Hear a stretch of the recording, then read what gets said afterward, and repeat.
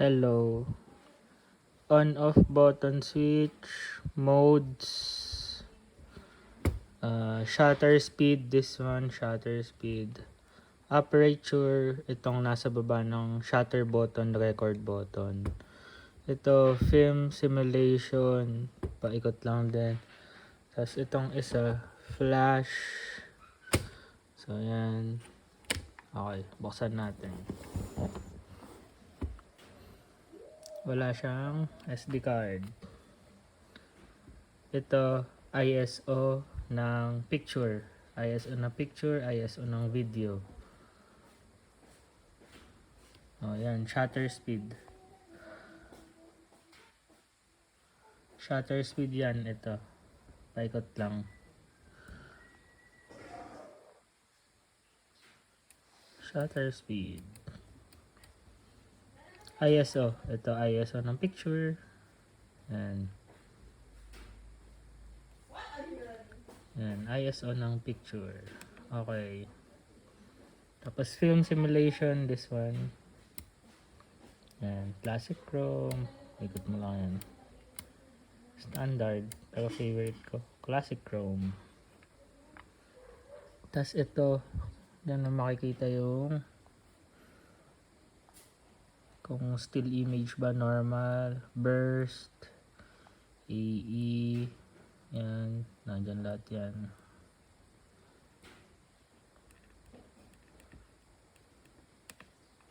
Tapos dito,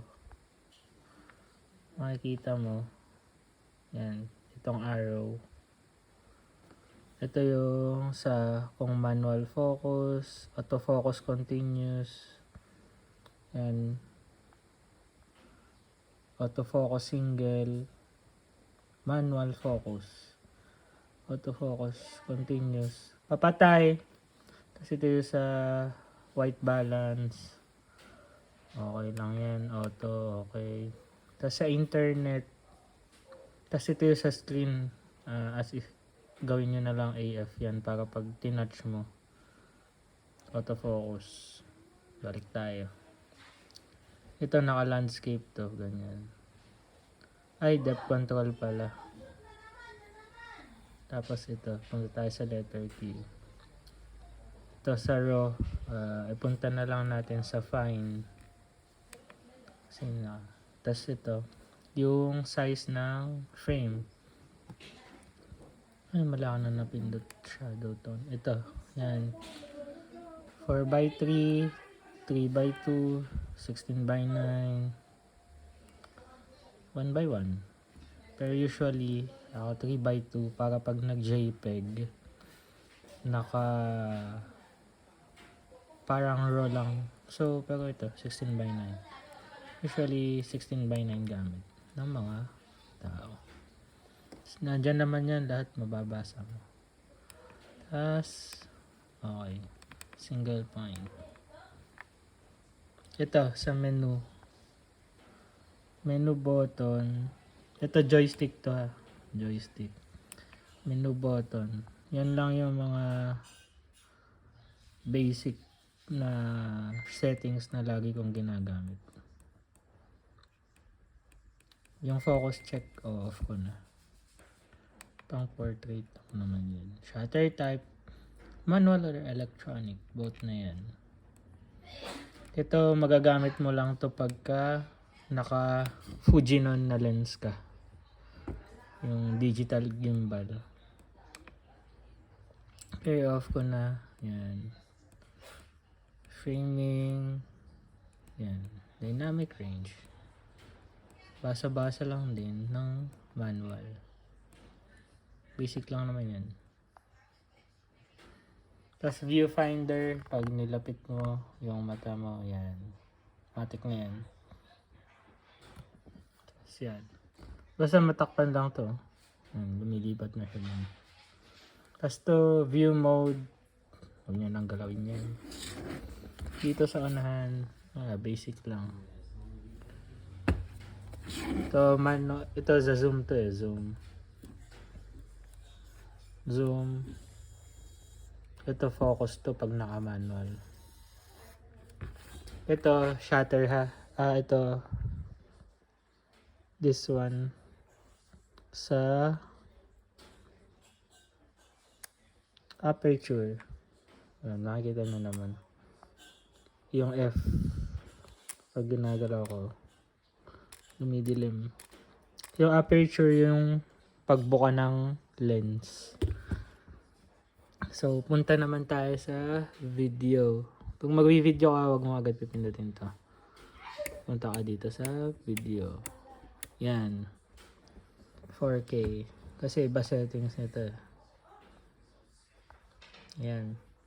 Ito, yung sa film simulation kanina, pag nasa video ka, magiging shutter naman siya. Shutter controller mo. Ayun, makikita mo 250, 200, pababa. Shutter controller mo siya. So, hanggang pinakamababa lang nito, 60 frames na shutter speed. Tapos ito, yung ISO ng video. Yung pangalawang button, ISO video. Yan, ISO video. 6400 expandable hanggang 2200. 22,000 ata. So, auto na lang. So, 64 expandable naman yan. Tapos, itong isa, wala na to. Ito yung sa shutter ng picture eh. Ito, aperture pa din. Yan pa din. Tapos bago ka mag-record, check mo kung naka-autofocus ka ba or manual focus dito. Manual focus at autofocus continuous lang ang meron. Ito, touch focus pa din naman kahit recording na siya. Yan. Balik natin. Panorama, portrait, landscape, sport, night, manual. Yun lang, basic. Tapos, supports. Nandito, Type-C, tapos parang Android ata. Ito, hindi ko alam. Basta dito sinasaksak sa taas pag ano. Ay, mini HDMI itong nasa taas. Mini HDMI, Type-C. Tapos, dito sa kabila,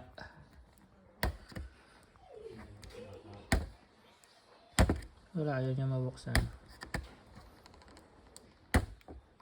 Basta aux to. Saksakan ng sa aux. Tapos, pag nagvi-video ka, pwede mong gawin. Dito yung headset mo sa left, pang aux. Tapos dito sa right, pwedeng i-Type-C mo naman yung sa microphone. So, microphone, wireless or yung boom dito. Tapos dito headset mo para mamamonitor mo siya. Tapos, patayin natin. Dito yung battery. Battery, SD card. Yung SD card, may nakasulat naman dito kung paano mo isasaksak. Yun lang, huwag na lang din tatanggalin yung L plate for protection.